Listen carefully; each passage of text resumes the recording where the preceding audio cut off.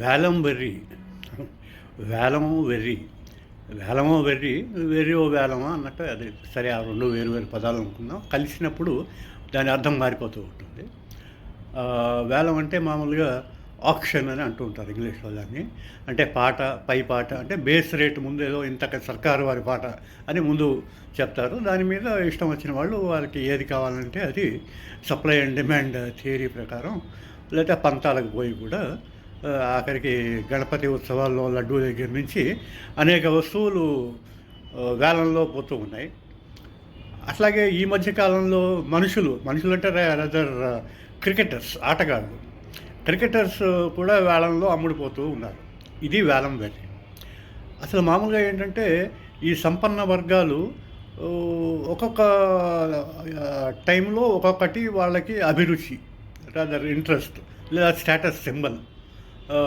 ఒకానొక కాలంలో సిటీలో ఒక బంగళా అంటే డాబా ఉండడం ఒక స్టేటస్ సింబలు, కొన్నాళ్ళకి కారు, దాని తర్వాత అట్లా కాలాంతరంలో ద్రాక్ష తోటలు లేదా విమానం, ఇలాంటివన్నీ కూడా స్టేటస్ సింబల్స్గా. ఇవన్నీ తర్వాత పట్టణీకరణ ఎక్కువైపోయిన తర్వాత ఊరికి సిటీకి కొద్ది దూరంలో ఒక ఫామ్ హౌస్ పెట్టుకోవడం అదొక వేలం వెర్రి అనుకుందాం. లేదా అదొక స్టేటస్ సింబల్గా, వేలం వెర్రి కాదు, స్టేటస్ సింబల్. అట్లా అయితే ఉండగా కొంతమందికి విమానాలు, మరికొంతమందికి ఏంటంటే గుర్రాలు, ఇట్లా అనేక ఇది. అయితే ఇప్పుడు లేటెస్ట్గా ఏంటంటే అనేక స్టేటస్ సింబల్స్లో క్రికెట్ టీం ఉండడం అన్నది ఒక స్టేటస్ సింబల్గా మారింది. అంటే మామూలుగా ఏంటంటే ఆల్రెడీ ఎగ్జిస్టింగ్ అసోసియేషన్లు ఉంటాయి కదా, అంటే బీసీసీఐకి అఫిలియేట్ అయినటువంటి అసోసియేషన్స్, వాటిలో ప్రెసిడెంటు సెక్రటరీలుగా ఎన్నిక అవ్వడం లాంటివి అది ఒకటి. అట్లా కాకుండా ఈ మధ్యకాలంలో ఏంటంటే క్రికెట్ అన్నది ఇదివరకు మొదట్లో కాలాంతరంలో బాగా దాని యొక్క రూపురేఖలు మారిపోయాయి. అది ఎట్లా అంటే ఏదో ఆకాశంబు నుండి, శంభుని శరంబు నుండి, హిమాలయంబు నుండి పెక్కు బ్రష్లు అని భర్తృహరి సుభాషితం రీతిలో మొదట్లో 5 days మ్యాచ్ ఉండేది, టెస్ట్ మ్యాచ్. తర్వాత 60 ఓవర్ల వన్డే మ్యాచ్ ఉండేది. 60 ఓవర్లు ఎక్కువైపోయిందని 50 ఓవర్లకి కుదించారు. 50 ఓవర్లు కూడా మరి బోరు కొట్టిందో ఏమిటో తెలియదు కానీ 2020 అంటూ 20 ఓవర్ల మ్యాచ్గా కూడా మొదలుపెట్టారు. సరే, ఈ 2020 మ్యాచ్లు అందరికీ బాగానే ఉంది. ఇదంతా ప్రపంచం అంతా వేగం ఫాస్ట్గా వెళ్ళిపోతూ ఉంది కనుక 2020 బాగానే క్లిక్ అయింది. క్లిక్ అయ్యడంతో ఏమైపోయిందంటే ఇప్పుడు ఆటగాళ్ళకి, ప్లేయర్ల దగ్గరికి వచ్చేసరికి ఎట్లా అయిపోయిందంటే వాళ్ళు టెస్ట్ మ్యాచ్లు ఆడుతున్నారు, వన్డే ఆడుతున్నారు, 2020 కూడా ఆడుతున్నారు.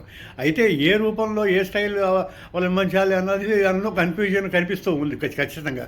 టెస్ట్ మ్యాచ్ 2020లో ఆడుతున్న వాళ్ళు ఉన్నారు. ఒకానొక పెద్ద ఆటగాళ్ళ పేరు ఎందుకులండి కానీ వన్డే క్రికెట్ మ్యాచ్లో దాదాపు 40 ఓవర్ల ఎంతో ఆడి 36 పరుగులు చేసిన కీర్తి కూడా ఉంది. సరే, అది అటు పక్కన పెట్టేస్తే ఇప్పుడు ఈ 2020కి ఈ ఫార్మాట్కి ఐపీఎల్ అని, ఇండియన్ ప్రీమియర్ లీగ్ అని ఒకటి మొదలుపెట్టి అందులో మళ్ళీ, ఎందుకంటే ఇది ఆల్రెడీ అసోసియేషన్స్ అన్నీ ఇదివరకే ఫిక్స్ అయిపోయి ఉన్నాయి. అందుకని వీళ్ళు కొత్తగా కలకటా నైట్ రైడర్స్, చెన్నై ఇదని అదని ఇలా 10 టీంలు ఈ సంపన్న వర్గాలు సృష్టించుకొని ఆ టీంలో ఆటలు ఆడుతున్నారు. సరే, అంతవరకు కూడా బాగానే ఉంది. అయితే ఇప్పుడు ఇక్కడ ఈ వేలం వెర్రి అన్నది ఎందుకోసం ఎక్కడ వస్తుంది అంటే ఈ ప్రపంచంలో ఇండియాలోనే కాదు, ప్రపంచంలో క్రికెట్ ప్లేయింగ్ నేషన్స్ ఉన్నాయి కదా, క్రికెట్ ఆడే దేశాలు, అక్కడ ఉన్న టాప్ ప్లేయర్స్ని, అంటే మంచి ఆటగాళ్ళందరూ కూడా వేలానికి నిలబడతారనమాట. సో వీళ్ళు పాట పాడుతూ ఉంటారు. వాళ్ళకి బేస్ ప్రైస్ అని ఒకటి ఉంటుంది. ఆ పాట మీద పై మీద పాట ఎవరు చేసుకుంటే వాళ్ళు సొంతం చేసుకుంటే అమ్ముడు పోతారనమాట ఆ రేటుకి. అట్లానే చెప్పుకోవాలి. మరి సోల్డ్ అట్ ఫర్ 24 crores అని రాశారు ఎవరు, ఆస్ట్రేలియన్ ప్లేయర్ కమింగ్స్, తర్వాత స్టార్క్, వీళ్ళిద్దరూ కూడా. మరి ఎందుకు అంత రేటు అంటే అంతే, మరి దానికి ఏం చెప్పలేము. సరే, బేస్ రేట్ ఉండి కూడా అమ్ముడు పోని వాళ్ళు కూడా ఉన్నారు ఇక్కడ. అయితే ఏంటంటే ఈ వేలం కొనసాగుతూ ఉంది. అయితే బీసీసీఐ అనేది అత్యంత సంపన్నమైనటువంటి ఆర్గనైజేషన్, కానీ అది ఒక పైసా కూడా, నయా పైసా కూడా ట్యాక్స్ కట్టదు. ఎందుకంటే అది చారిటబుల్ ఇన్స్టిట్యూషన్, అది వేరే. సరే, అది దాని జోలికి మనం వెళ్ళక్కర్లేదు ఇప్పుడు. అయితే అక్కడ జరుగుతున్నటువంటి ఈ తంతు అనమాట ఇదంతా. ఏంటంటే ప్లేయర్లు అందరూ లైన్గా నిలబడతారు. ఆస్ట్రేలియన్ ప్లేయర్ కమింగ్స్ క్యాప్టెన్, మొన్న వరల్డ్ కప్లో క్యాప్టెన్ కదా, అతనికి ఏదో ఇంత ప్రైస్, బేస్ ప్రైస్ ఏదో 3 కోట్లు 2 కోట్లు అంటారు. ఆయన్ని 17 కోట్లు 20 కోట్లు పెట్టి కొనుక్కుంటారు ఒక టీం. కలకత్తా నైట్ రైడర్ ఎవరో ఇంకో టీం ఏదో, చెన్నై సూపర్ కింగ్స్ లేదా సూపర్ హైదరాబాద్, 10 పేర్లు ఉన్నాయి మొత్తానికి. అయితే మన మన దేశంలోనే రోహిత్ శర్మ, విరాట్ కోహ్లీ ఇలాంటి వాళ్ళు ఉన్నారు.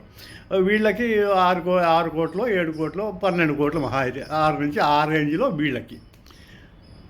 అయితే ఇది ఏంటిది talent, how can talent go under hammer అంటే దాన్ని తెలుగులో ఎట్లా చెప్పాలో నాకు తెలియట్లేదు కానీ అంటే వేలం వెయ్యొచ్చా అసలు, ఇట్లా వేలం అనే అనాలా దాన్ని? ఇది ఇది ఏంటంటే డూ దే ఓన్ దెమ్, అట్లా వాళ్ళ బానిసలా సేల్సా అసలు వాట్ ఎగ్జాక్ట్లీ ఇస్ దిస్ అన్నది. అంటే ఏంటంటే వాళ్ళ ఒక అసోసియేషన్ వీళ్ళు ఇప్పుడు ఏంటంటే ఒక కంపెనీ ఎక్వైర్ చేస్తుంది అని అంటూ ఉంటారు కదా, అట్లాగా ఈ ప్లేయర్స్ని వాళ్ళు కొనుక్కుంటారనమాట. కొనుక్కొని ఆ టోర్నమెంట్లో వాళ్ళ కోసం ఆడడంతో పాటు వాళ్ళు మరి అంత ఖర్చు పెట్టారంటే దాని రిటర్న్స్ వస్తాయి అంటే వాళ్ళకి వేరే ఉంటాయి. వాళ్ళకి ఏంటంటే పార్టీలకు పెడుతూ ఉంటారు, ఏదో ఇంకా స్లేవే కదా వాళ్ళు కొనుక్కున్నారు కదా. ఇప్పుడు అదేది చంద్రమతిని అమ్మేస్తారు కదా హరిశ్చంద్ర నాటకంలో. చంద్రమతిని తర్వాత వీళ్ళందరూ కాటికాపరికి ముడిపోతాడు హరిశ్చంద్రుడు. సో అతని యజమాని ఏం చెప్తే అది చెయ్యాలి. సో ఇక్కడ కూడా దాదాపు అటువంటిదే. అయితే ఇది వేలం వెర్రి కిందే వస్తుందని నా అభిప్రాయం. అయితే అంతంత డబ్బులు పోసి ఇచ్చారంటే it's commercial element. Cricket it self has become a commercial element. So ఇది వేలం వరి అని నా అభిప్రాయం. Thank you very much.